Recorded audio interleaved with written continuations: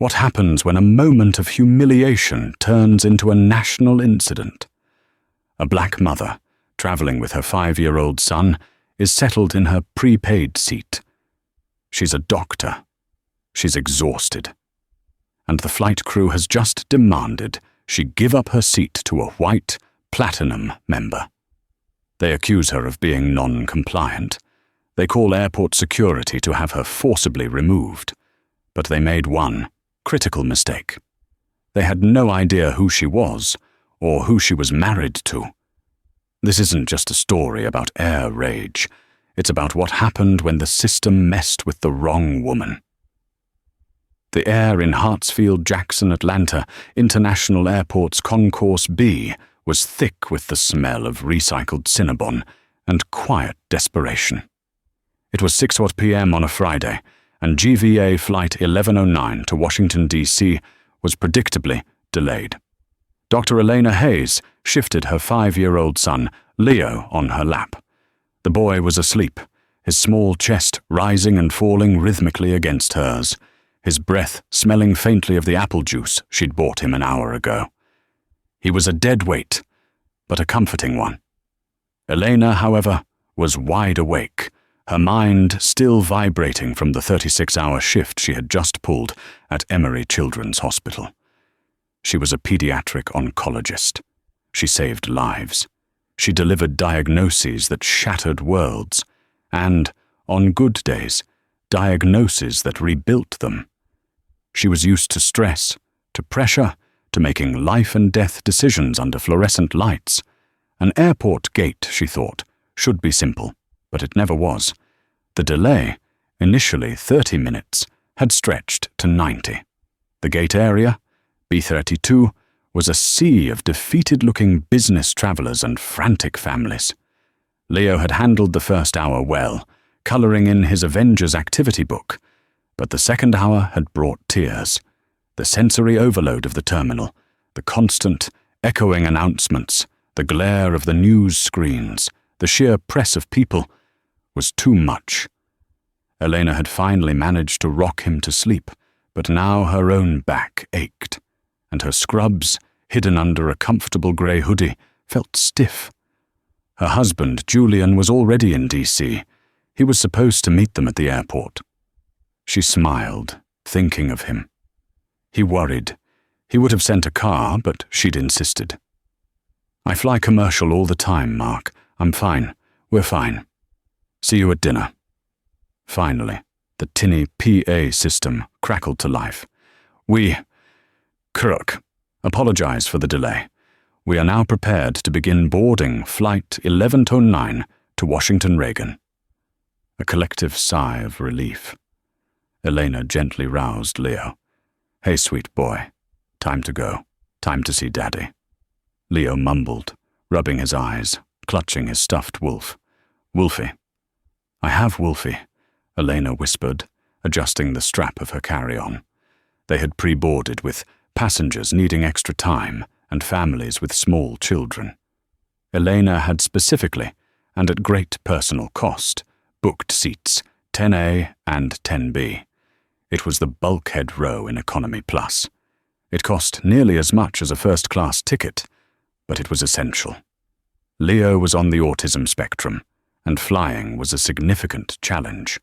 The bulkhead gave him space, a sense of containment, and ensured no one would be reclining into his already limited world. He needed the window, 10NA, and she needed to be right next to him, 10B. She settled him in, buckled his seatbelt over Wolfie's plush paws, and gave him his noise-cancelling headphones.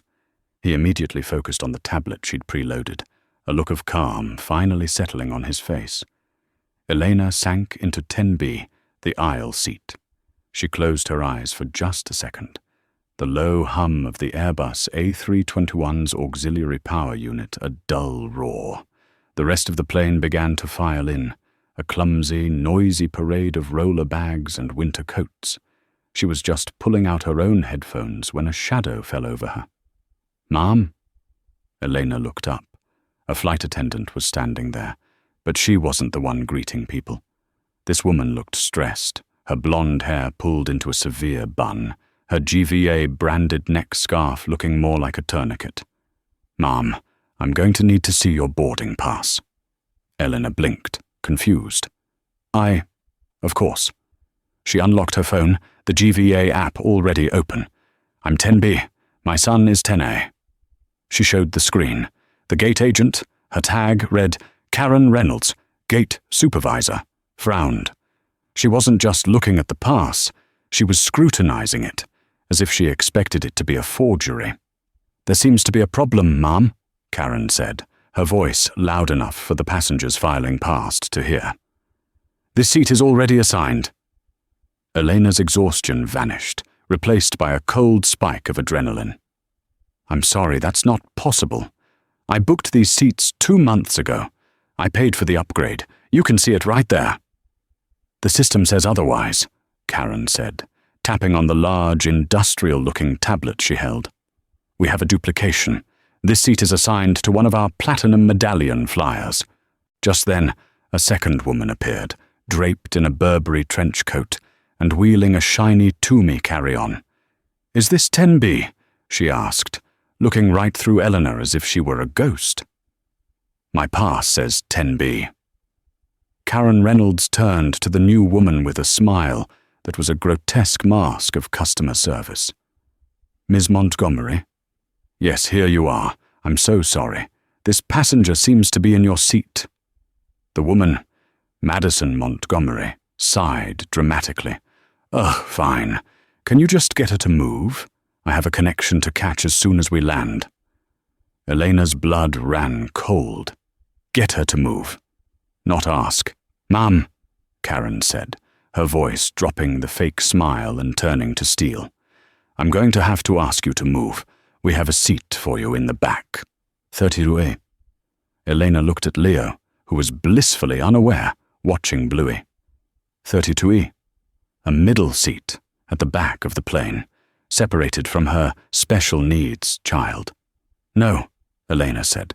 Her voice was quiet, but it was the same voice she used when a resident challenged her on a patient's dosage. It was not a voice that tolerated debate. "I'm sorry?" Karen bristled. "I said no," Elena repeated, looking Karen directly in the eye. "I am in my ticketed, paid-for seat. My son is in his. We are not moving. You have a duplication error, and you will need to fix it. You can move, Ms. Montgomery." Madison scoffed. "I'm Platinum. I get priority. That's how this works." "Mom," Karen said, her face turning a blotchy red. "This is a premium seat. I understand you were pre-boarded, but that doesn't entitle you to a seat that isn't yours." The implication hung in the air, toxic and heavy. You, a black woman in a hoodie, couldn't possibly have paid for this seat. You must have slipped in during family boarding and are trying to pull a fast one. "I paid for this seat," Elena said, her voice dangerously calm. "I have the receipt on my phone. I have the confirmation email. I am not moving." "Mom," Karen said, leaning in, her voice dropping to a hiss. "This plane is full. We are already delayed. If you do not vacate the seat, you will be in violation of federal airline regulations. You will be non-compliant." This was the magic word. The word that turned a passenger into a criminal. "I am not being non-compliant," Elena said, her heart hammering. "I am sitting in the seat I purchased. You are harassing me. Now please find her another seat." Karen Reynolds stood up to her full height. She looked past Elena to the flight attendant at the front. "She's refusing to move. Call airport security." The word security acted like a switch. The ambient noise of boarding, the thunk of luggage, the quiet murmurs, died instantly. The passengers stuck in the aisle, unable to move, turned their full attention to the drama in row 10. Cell phones began to rise, small black rectangles reflecting the cabin lights. Elena felt a wave of nausea. This was her nightmare. Not just for herself, but for Leo. She glanced at him. He was still absorbed, but the tension in the cabin was palpable. He'd feel it soon. "You're calling security," Elena demanded, her voice rising despite her best efforts. "Because your system made an error. Because this platinum member wants my seat? You are refusing to follow the instructions of a flight crew," Karen snapped. Her authority, now publicly challenged, had made her reckless. "That is grounds for removal. From the entire flight." Madison Montgomery crossed her arms, tapping her foot. "This is ridiculous. I have a meeting in the morning. Just get her off." Elena looked at Madison, then back at Karen. "You are making a monumental mistake." "The only mistake," Karen retorted, "was you sitting in a seat you weren't supposed to be in." The bias was no longer implicit. It was a foghorn. Karen believed, with all her being, that Eleanor was a scammer. "Show me," Eleanor said, holding up her phone again. "Show me where my boarding pass is wrong." She navigated to her email, to the PDF receipt from Globalview Airlines. "Here. Seat 10B. Paid. $189 upgrade fee. Charged to my American Express. Here is the confirmation. Now show me yours." Karen waved her hand dismissively. "I don't need to see that. The system manifest is what matters, and it says Ms. Montgomery is in 10B. You've been reassigned to 32E. That is final." "You reassigned me after I boarded? After I paid for this specific accommodation for my son?" Elena asked, incredulous. "We reserve the right to change seat assignments for operational needs," Karen recited, the words hollow and robotic. "Now, are you going to move, or am I having you removed?" "I am not moving." The words felt like stones in her mouth. She was terrified. She'd seen the videos. She knew how this went. But the thought of her son, strapped into 10A, watching his mother be dragged down the aisle, or worse, being forced to move to a middle seat in the back, separated from her, where he would undoubtedly have a full-blown, terrifying meltdown. It wasn't an option. The mama bear instinct, the one she channeled for her young patients, flooded her system. "Fine," Karen said, her face a mask of cold fury. "You've been warned." She turned and marched down the jet bridge. Madison Montgomery stood there, smug, as if she had already won. Other passengers were now whispering. "Just move," a man from row 11 muttered. "You're holding everyone up." "She paid for the seat," a young woman in row 12 shot back, her phone held high and steady. "This is insane." Leo finally looked up, pulling his headphones off. "Mommy? Why is everyone standing?" Elena's heart broke. She forced a smile, her hand shaking as she stroked his hair. "It's nothing, baby. The plane is just very full. Put your headphones back on. Watch your show." "But that lady is mad," he whispered, pointing at Madison. "I will handle it, Leo," Elena said, her voice thick. "I promise. Look at me. I'm right here. I'm not going anywhere." She gave him a kiss on the forehead. He, trusting her implicitly, put his headphones back on. Elena took a deep breath. She pulled out her own phone. She was not recording. She was dialing. She didn't call 911. She didn't call her husband. She called her husband's chief of staff, a man named Daniel. Daniel picked up on the first ring. "Dr. Hayes, is everything okay? Did you land?" "No, Daniel," Elena said, her voice trembling but low. "I'm still on the plane at ATL, gate B32. The flight is GVA 1109. A gate agent named Karen Reynolds is trying to have me forcibly removed from my paid-for seat. She's called airport security. She's claiming I'm non-compliant." There was a dead, cold silence on the other end. "Gate B32?" Daniel asked, his voice suddenly sharp. "Yes, they're trying to give my seat to another passenger. Stay on the line, doctor. Do not hang up. And do not, under any circumstances, get out of that seat. I'll handle this." Daniel, I don't know where Julian is. He's here, Daniel said, his voice grim. He was in a briefing in the Admiral's Club. I'm with him right now. Elena's eyes widened. He wasn't in D.C. He was here, at the airport. Oh, she whispered.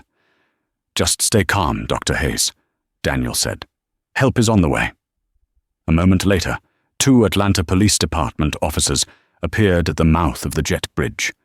They were large men, their expressions tired and impatient. This is her, Karen Reynolds said, pointing a sharp, red-nailed finger at Eleanor. The passenger in 10B. She is refusing to deplane. The first officer approached, his hand resting on his utility belt. Ma'am, I'm Officer Miller. I've been informed by the gate agent that you are refusing to follow instructions. You're delaying the departure of this aircraft. I need you to gather your belongings and come with me. This was it. Officer, Elena said, her voice shaking but her resolve firm, I am a ticketed passenger. This is my seat. I have my receipt. This agent is trying to remove me based on a ticketing error on their part, and she is discriminating against me. Ma'am, I don't get involved in ticketing disputes, the officer said, his voice hardening. The airline has the right to refuse service. If they want you off the plane, you get off the plane. We can sort it out at the gate. Now let's go. He reached for her arm. Don't touch me, Elena said, pulling her arm back. Don't touch my son. I have done nothing wrong. That's it, the officer said, nodding to his partner. She's not cooperating. The second officer began to move in, just as Leo, sensing the danger, finally ripped his headphones off and screamed, Leave my mummy alone. The scream was high-pitched and raw. It cut through the cabin. And at that exact second, a new voice, a voice that commanded rooms far more important than this one, boomed from the jet bridge. What in God's name is going on here? The tone of the voice, more than the words themselves, stopped everyone. It was deep. It was resonant. It was not angry. It was furious. Karen Reynolds, who had been directing the police with a look of vindicated triumph, froze. The police officers, mid-reach for Elena, paused and turned. The passengers, who had been a Greek chorus of whispers and camera phones, went utterly silent. Into the doorway of the plane stepped a tall man in a flawlessly tailored navy blue suit. He was flanked by 2 other men, younger, with close-cropped hair, dark suits, and the unmistakable coiled wire earpieces of a security detail. But it was the man in the center who held the room. He was black, his face known to anyone who had turned on a news channel in the last 6 years. He was the junior senator from the state of Georgia. He was Senator Julian Thorne.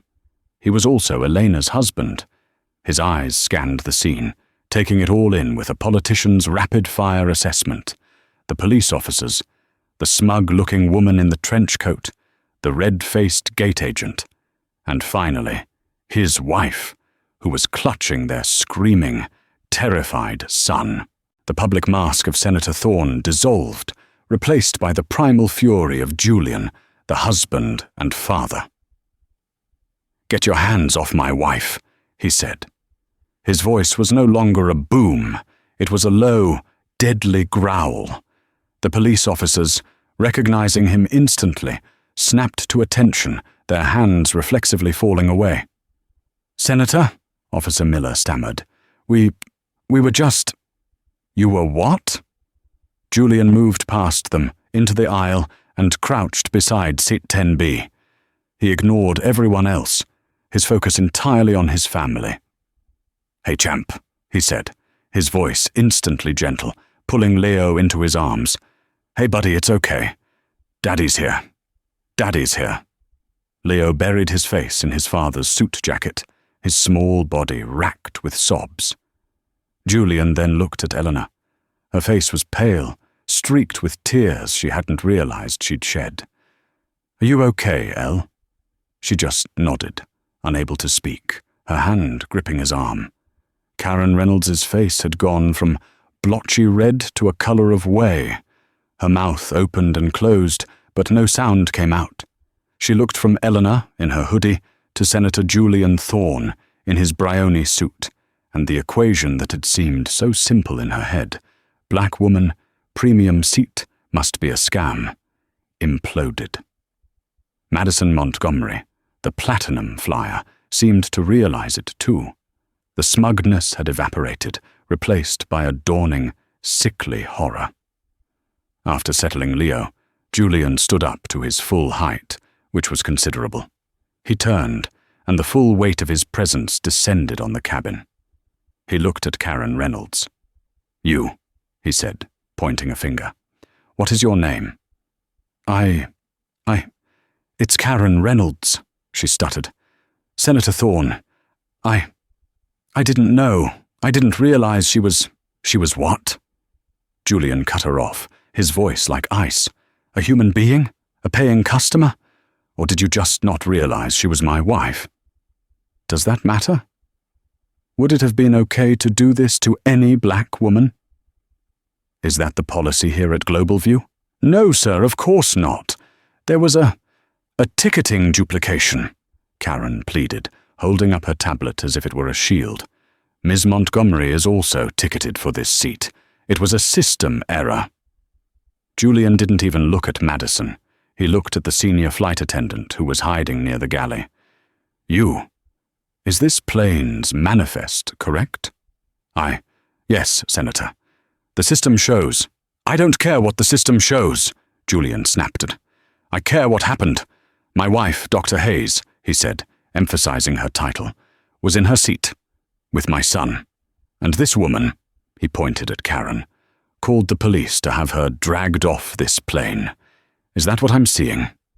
The young woman from row 12, still recording, piped up. "That's exactly what happened. The agent wouldn't even look at her receipt. She just kept saying this other lady," she pointed at Madison, "was platinum and deserved the seat. She told this doctor to move to the back of the plane." Julian's gaze swiveled to Madison Montgomery. "And you were happy to let this happen? To have a mother and her child thrown off a flight so you could have an aisle seat?" Madison turned pale. My status. I was ticketed." "Your status," Julian repeated, the word dripping with contempt.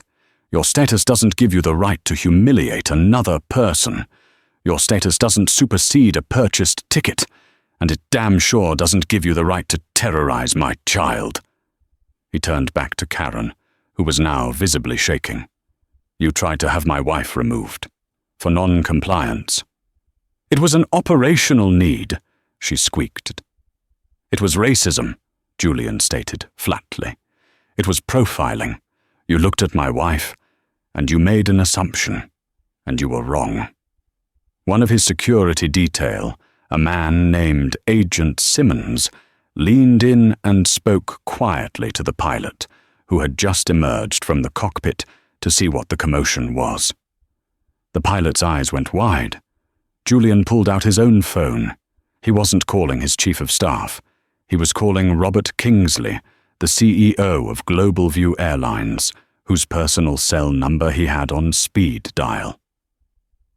"I want 2 things," Julian said to Karen, his voice low again.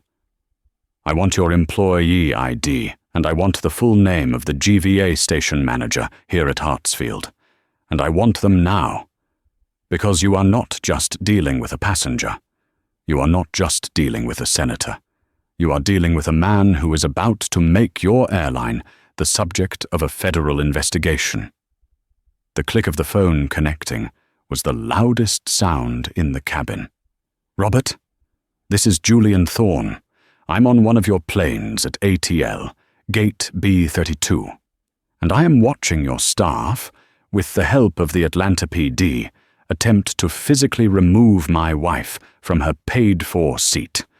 You have about 60 seconds to explain to me what in the hell is going on. The moment the name Robert Kingsley and Senator Julian Thorne were used in the same sentence, the entire power dynamic of the aircraft didn't just shift, it inverted with the force of a tidal wave. Karen Reynolds looked as though she'd been struck by lightning. The GVA station manager, a harried-looking man named Frank Evans, had apparently been summoned by the pilot and came sprinting down the jet bridge, his tie flapping over his shoulder. He arrived, breathless, just in time to hear the tail end of the senator's call. "Robert, I don't care about the logistics," Julian was saying into his phone, his back to the cabin, creating a small bubble of privacy for Elena and Leo. "I'm sending my chief of staff the video." "Yes, video. The entire cabin is recording this. This is a 5-alarm fire for your company, and I expect you to treat it as such. No, we are not staying on this flight." He clicked off the phone and turned to Frank Evans, the station manager. "Mr. Evans, I presume?" Julian's voice was arctic.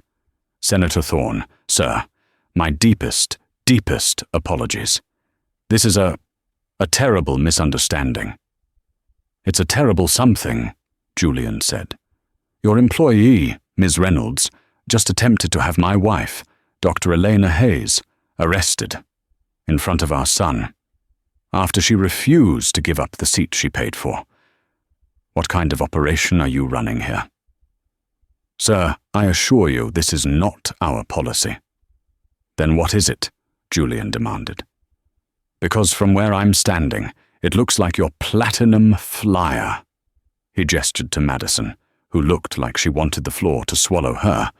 "Wanted a seat, and your gate agent decided to give it to her by physically removing a black woman who was already in it. That's not policy, that's just freelance racism." The other passengers gasped. The word, spoken aloud, hung in the air. "No, sir, we value all our passengers," Frank stammered. "Save it," Julian said. "Here's what's going to happen. My wife and son are getting off this plane. Now, you're going to have our luggage removed from the hold within 10 minutes. You are then going to arrange for a private charter to get my family to Washington, D.C. tonight. Is that clear?" Frank Evans blinked. A private charter, sir? I don't know if I have the authority." "You don't," Julian said. "But Robert Kingsley does. And he is currently on the phone with your head of operations. You should be getting a call, right, about now." As if on cue, Frank's radio crackled. "Mr. Evans, call from corporate, line 1. It's Mr. Kingsley." Frank's face drained of its last remaining color. He fumbled for the radio. "Yes, sir. Patching him through." Elena, who had been quietly comforting Leo, finally spoke. Her voice was hoarse, but it cut through the panic. "I want her name," Elena said, looking directly at Karen Reynolds. "And I want her badge, and I want the names of those 2 officers." Officer Miller, who had been trying to blend into the bulkhead, spoke up. "Ma'am, Senator, we were just responding to the gate agent's request. You didn't what?" Elena shot back, her professional calm now replaced with a righteous, icy anger. "You didn't ask a single question? You didn't look at my ticket? You didn't de-escalate?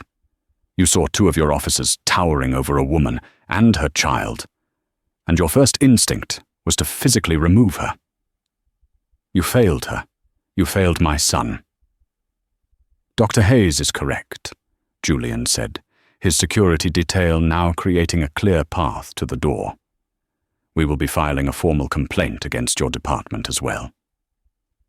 The 2 officers looked at each other, the realization of their legal and professional jeopardy dawning. This was no longer an unruly passenger. This was a diplomatic incident. Julian helped Eleanor up. She gathered her bag and Leo's tablet, while Julian held Leo tight. "Now," Julian said to Frank Evans. "Ms. Montgomery, is she still 10B? Frank looked at Madison. "Ma'am, I'm going to have to ask you to come with me. We will accommodate you elsewhere. But my connection, my status, Madison protested weakly. I think you have bigger problems than your connection, Frank hissed, all his previous customer service veneer gone. He knew who was going to be the sacrificial lamb for corporate, and it wasn't him. He looked at Karen. You too. To my office. Now. Karen Reynolds, who had been frozen in place, finally moved. It was a slow, shuffling walk. She looked at Eleanor one last time, her eyes wide with a mixture of terror and, bizarrely, defiance, as if she still, somehow, believed she was the one who had been wronged. As Eleanor, Julian, and Leo walked past, their security detail flanking them, the entire plane was silent. Then, as they reached the door, the young woman in row 12 who had been filming called out, "Dr. Hayes, I got the whole thing. The whole thing. I'm posting it right now. What's your name again?" Elena paused. She looked back at the woman and gave her a small, grateful nod. "Dr. Elena Hayes," she said, clearly. "My husband is Senator Julian Thorne." A new wave of phones went up. The video, which was already uploading, now had its headline. As they stepped onto the jet bridge, leaving the chaos behind, Elena could hear the woman in row 12 dictating to her phone. "You guys are not going to believe what just happened on Global View Flight 1109. The plane door closed. But for Global View Airlines, the nightmare was just beginning. By the time Senator Thorne's black Suburban, which had been rerouted from the cell phone lot to the tarmac, was speeding toward the private aviation hangars at ATL, the video was already spreading like wildfire. The passenger from row 12, a university student and TikTok influencer named Sarah Jenkins, had posted it with the caption, "Shocking." Global View Airlines and Atlanta police tried to forcibly remove a black woman and her 5-year-old son from their paid seats. The gate agent, Karen, gave the seat to a white platinum flyer. Then her husband showed up. He's Senator Julian Thorne. She tagged every major news outlet. Flying while black, Darker Global View Shame, and Senator Thorne were trending on X, formerly Twitter, within 30 minutes. The video was damning. It was 4 minutes long, perfectly capturing Karen Reynolds's dismissive tone, Elena's calm but firm refusal, the reference to 32E, Madison Montgomery's "but my status" entitlement, and the arrival of the police. The climax, of course, was the arrival of Senator Thorne and the "get your hands off my wife" line. It was cinematic. It was raw. It was undeniable. In the GVA corporate headquarters in Dallas, it was past 8 p.m., but Robert Kingsley's office was lit up like a Christmas tree. His PR and legal teams were in a full-blown panic. "How bad is it?" Kingsley demanded, rubbing his temples. It's catastrophic, sir," his head of PR, a woman named Janice, said, her voice trembling. "The video has 5 million views. On TikTok alone. CNN, MSNBI, and Fox News are all running it. Fox is defending the senator, sir. That's how bad it is. What's the narrative? Racial profiling, systemic discrimination, abuse of power. Take your pick. They're calling the gate agent Gate Karen. The other passenger, Madison Montgomery, has already been identified. Her employer, Avington Consulting, is being flooded with demands for her termination." "And Thorne?" Kingsley asked. "He's not just a senator, sir. He's on the Commerce, Science and Transportation Committee, the committee that oversees the FAA and the entire airline industry. He's not just an angry husband, he's our regulator." Kingsley slammed his fist on his desk. "Get Reynolds, get Evans, get them on a conference call. I want them fired, not suspended. Fired. Tonight. Put out a statement. We apologize profusely. We are launching a full investigation. The employees involved have been separated from the company. We are reaching out to Dr. Hayes and Senator Thorne. Blah, blah, blah. Use all the buzzwords. Sir, the head of legal interjected, if we fire them immediately, it's an admission of guilt. It tanks our defense for the lawsuit. What lawsuit? Kingsley roared. We're not getting a lawsuit. We're getting a subpoena. This is a congressional matter now. Do you think he's going to sue us? He's going to end us. He's going to haul me before his committee and roast me on live television. Fire them. Fire them all. Meanwhile, at Avington Consulting in D.C., a similar scene was playing out. Madison Montgomery's LinkedIn profile had been found, and her corporate headshot was being plastered next to her smug face on the plane. Avington, which had just spent $10 million on a new diversity, equity, and inclusion campaign, was hemorrhaging credibility. Madison, upon landing at DCA, she had been sheepishly moved to a middle seat in the back, next to the lavatories, turned on her phone to a deluge of 300 missed calls and texts. One was from her managing director. It read, "Don't come to the office. Call me, now." Her platinum status hadn't saved her seat, and it wouldn't save her $400,000 a year job either. Elena, Julian, and a now calm but confused Leo were sitting in the silent, plush cabin of a Gulfstream DE-550, chartered at GVA's expense. Elena was staring out the window, the lights of Atlanta shrinking below. "You didn't have to do that," she said quietly. "The charter. The senator routine." Julian took her hand. "The hell I didn't. They were putting their hands on you, Elena. They were terrorizing our son. What was I supposed to do? Quote the Passenger Bill of Rights? They understand one thing, power. And they are about to learn what happens when they abuse theirs." She looked at me like I was nothing," Elena whispered, the delayed shock hitting her. "Like I was trash she was sweeping away." "You are everything," Julian said, his voice thick with emotion. "And I'm going to spend the next 6 months making sure every single person, from Robert Kingsley down to that woman at the gate, remembers it." Elena laid her head on his shoulder. "They fired her, you know." "How?" "Daniel texted me. Globalview just released their statement. The individuals involved are no longer employed by our airline. It's already done." "Good," Julian said. "That's the appetizer. The main course is coming." The hard karma had begun, and it was moving faster than the Gulf Stream they were flying in. The days that followed were a blur of public outcry and private legal maneuvers. For the antagonists of Flight 1109, the consequences were swift and brutal. Karen Reynolds. Karen was, as the GVA statement promised, terminated effective immediately. She was a 15-year veteran of the airline. She tried to fight it, of course.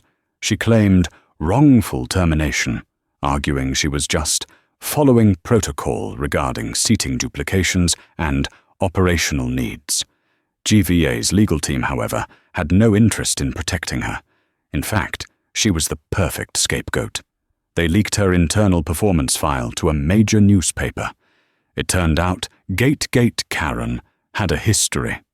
The file was littered with complaints, 3 other incidents in the past 2 years, all involving seating disputes, and all filed by passengers of color. She had been reprimanded, sent to sensitivity training, which she'd clearly slept through, but never fired. Until now, her protocol defense crumbled. She was not just a stressed employee, she was a serial profiler. The airline's statement shifted. New information has come to light. GVA has zero tolerance for discriminatory behavior. This was an isolated incident by a rogue employee who concealed her biases. Karen Reynolds was radioactive. She tried to hire a lawyer, but no high-profile firm would touch her case. She was the most hated woman in America for a news cycle, and her face was everywhere. Her savings drained away in legal fees for a case she would never win. Madison Montgomery. Madison's fate was quieter, but just as devastating. Avington Consulting issued a public statement. Ms. Montgomery's alleged behavior does not reflect the values of our firm. She is no longer with the company. Her platinum status world collapsed. She had built her entire identity around her career, her elite travel perks, her superiority. She was, in her mind, a winner. But the video showed her as a petty, entitled bully. Her industry was small. No one wanted to hire the Avington Platinum Karen. She had become a liability. The partners she used to golf with no longer returned her calls. She was forced to sell her high-rise condo in Rosslyn and move in with her sister in Ohio. Global View Airlines. The firing of Karen was just the beginning. Senator Thorne was true to his word. The very next week, he stood on the Senate floor. He did not speak as a regulator.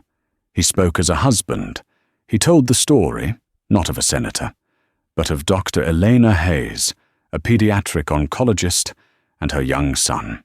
He spoke of the humiliation, the fear, and the systemic rot that allowed a paying customer to be treated like a criminal. Then he put his regulator hat back on. He formally requested the Department of Transportation, DOT, and the Federal Aviation Administration, FAA, launch a full-scale investigation into Global View Airlines' policies on involuntary deboarding, seating accommodations for passengers with disabilities, citing Leo's needs, and their pattern of passenger complaints related to race. The investigation was a nightmare for GVA. It turned out Karen wasn't as rogue as they'd claimed. The investigation unearthed a pattern. GVA's algorithm for involuntary removal disproportionately targeted lower fare ticket holders who were statistically more likely to be minorities. The platinum flyers like Madison were almost never the ones chosen to be moved. The DOT hit Global View with a $4.1 million fine, one of the largest in aviation history for consumer protection violations. Their stock plummeted, wiping out nearly $1 billion in market cap in a single quarter. They were forced to completely overhaul their booking software and implement mandatory, company-wide anti-bias and de-escalation training designed by a third-party ethics group chosen by Dr. Hayes herself. The Atlanta PD. The two officers, Miller and his partner, were placed on desk duty pending an internal investigation. The footage was bad. They had blindly followed the orders of a gate agent, escalating a customer service dispute into a police matter, and had visibly intimidated a child. They received formal reprimands and were forced to undergo extensive retraining in de-escalation and discretionary authority. Their careers were permanently stained. For Elena, the victory was not in the firings or the fines. It was in the change. But there was one last piece of karma to be delivered. The consequences of Flight 1109 did not fade with the 24-hour news cycle. They metastasized, branching out to dismantle the lives of those who had perpetuated the act, while simultaneously, and in stark contrast, building a legacy for the woman they had tried to erase. 6 months later, the 2 a.m. glow of the Quick Mart off the I-75 access road was a sickly, fluorescent yellow. This was Karen Reynolds's new office. The scent of stale beer, burned coffee, and processed chili dogs had permanently permeated her polyester vest. Her hair, no longer in a severe professional bun, was lank and greasy, pulled back with a rubber band. The authority she once wielded was gone, replaced by the crushing, repetitive beep of a cash register. She was no longer Karen Reynolds' gate supervisor. She was Karen, the overnight clerk. Her existence was a loop of quiet humiliation. She was invisible, a functionary for tired truckers and late-night partiers. "Hey, lady, you deaf?" A man in a grease-stained, big rig cap slapped a 12-pack of beer on the counter, rattling her. I said I need 2 packs of Marlboros. Red. Karen's face flushed, the old familiar blotchy red of her anger. I heard you, she snapped. Then move, he grunted, looking right through her, his eyes already on the small, grainy television bolted to the wall above the cigarette rack. Geez, turn on the news. Karen's hands, now chapped and raw, fumbled with the cigarette dispenser. As she turned, her own eyes drifted to the television, and she froze. It was a live press conference. From Washington, D.C., on the screen, looking poised and radiant in a royal blue dress, was the woman from the plane, the doctor, Elena Hayes. Beside her stood her husband, Senator Julian Thorne, his hand on her back, his expression one of profound, unadulterated pride. In a landmark victory for consumer rights, a CNN anchor's voice narrated, the Senate has just passed the Air Carrier Access and Accountability Act, a bipartisan bill already being nicknamed the Hayes Rule. Karen's breath hitched. The camera cut to a second, parallel scene. Miles away, in a cramped, beige-walled apartment in Columbus, Ohio, Madison Montgomery was doing the exact same thing. She was watching a screen. Her Burberry trench coat was long gone, sold on Poshmark to make rent. Her Toomey luggage was in a storage unit she could no longer afford. She was scrolling through LinkedIn on her laptop, her profile a toxic wasteland. No one would hire the Avington Platinum Karen. She had applied to be a logistics coordinator for a regional tile distributor and had been rejected. Her laptop screen, open on a news feed, showed the same press conference. Her face, twisted in a mask of bitter envy, was illuminated by Elena Hayes's triumph. Both Karen and Madison watched, prisoners in their new lives, as Elena stepped up to the podium. Thank you. Elena's voice was clear, resonating with the authority Karen had once tried to strip from her. 6 months ago, I was told I was non-compliant because I refused to be separated from my child. I was told to move to 32E. I was told my paid-for seat was not my own. I was treated as a disposable object, a problem to be removed. She paused, and the room was utterly silent. What my family experienced was not an isolated incident. It was the symptom of a systemic sickness, a culture that prioritizes status over humanity, a system that trains its employees to see certain people of color, people in hoodies, people with children who have different needs, as less than, as liars, as problems.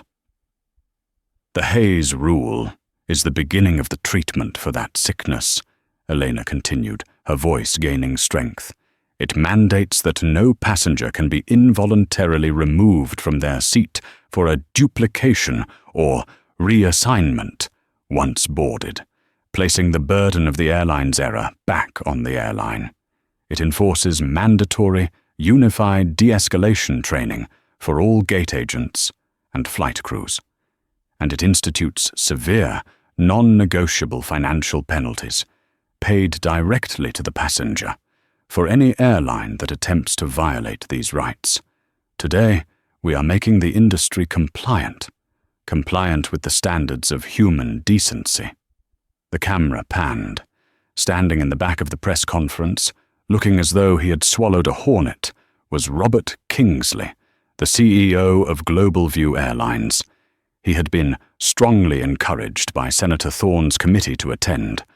When a reporter asked him for a comment, he stepped forward, his face a mask of forced contrition. Global View welcomes this new legislation, he choked out, the words tasting like ash. We are proud to have consulted with Dr. Hayes and Senator Thorne to build a better, more equitable customer experience. It was the main course of karma, served cold. He was forced to publicly endorse the very rule that had cost his company over $1 billion in market capitalization and $4.1 million in initial fines. Back in the Quick Mart, the trucker was staring. Hey lady, that That's you! Holy!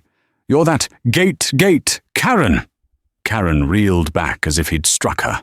Her face, a patchwork of shame and rage, crumpled. No! That's not me! It is! I saw that video! You got wrecked by that senator! He laughed, pulling out his own phone. Man, wait till the guys at the depot see this. Karen fled, pushing past the employees-only door into the filthy stockroom, the sound of the man's laughter, and Elena Hayes's dignified voice echoing behind her. She sank onto a stack of A-Cola boxes, her new reality crashing down. She wasn't just fired. She was a permanent, national joke, a verb, a meme, a cautionary tale. This was her karma. Not just the loss of her job, but the loss of her name, her dignity, and her anonymity, all at once. The victory, however, was not just public. A few weeks later, Eleanor and Julian were not at the Capitol. They were at Howard University, in the president's office, signing the final documents for the Dr. Elena Hayes Endowment for Aviation and Engineering.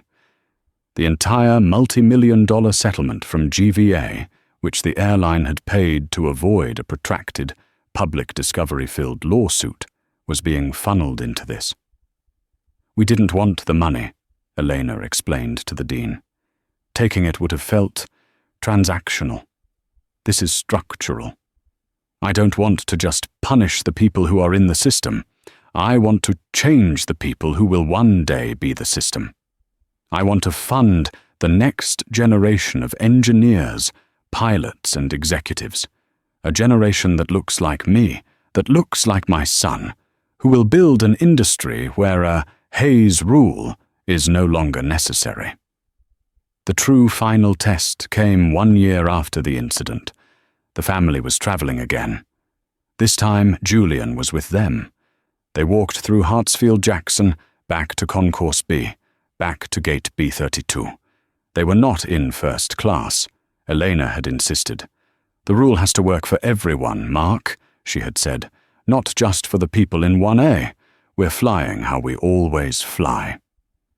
They were in Economy Plus, row 10, the very same seats. Elena felt a tremor of her old anxiety as she approached the podium. The gate agent, a young, professional black woman with TIA on her name badge, looked up and smiled. "Good morning," Tia said. "Flying to DC today?" "Yes," Elena said, her voice tighter than she expected. She held up her phone to scan the passes. Tia scanned them. "Okay, let's see. Dr. Hayes, Senator Thorne, and Mr. Leo." She smiled at Leo, who was older now, calmer, clutching Wolfie. Tia tapped on her screen. "Ah, I see the note in your file. You have the Hayes accommodation." Eleanor blinked. "The what?" "The Hayes accommodation note," Tia repeated, pointing to her screen. "It's a new alert in our system. It flags passengers who require specific seating for medical or sensory needs, like for Dr. Hayes's son. It automatically blocks the adjacent seat from being overbooked and flags the passenger as do not move.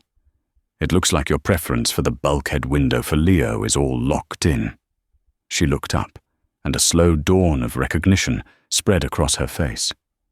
"Wait. Hayes accommodation? As in, the Hayes rule? Oh my goodness, you're Dr. Hayes." Elena gave a small, watery smile. We're just happy to be flying today, Tia." "Well, we are honored to have you, Doctor," Tia said, her voice full of genuine respect. "We all had to go through the new training. It's really made a difference. You changed things for us too." She turned to Leo. "Mr. Leo, your chariot awaits. You can board first." Leo, no longer the terrified child of a year ago, beamed. He walked past the agent, held his boarding pass up to the scanner himself, and said, "Beep," when it lit up green. He marched down the jet bridge, a little boy on a big adventure to claim his window seat. Elena and Julian shared a long, quiet look. It was a look that held all the trauma of that day, all the fury, all the exhaustion, and all the victory.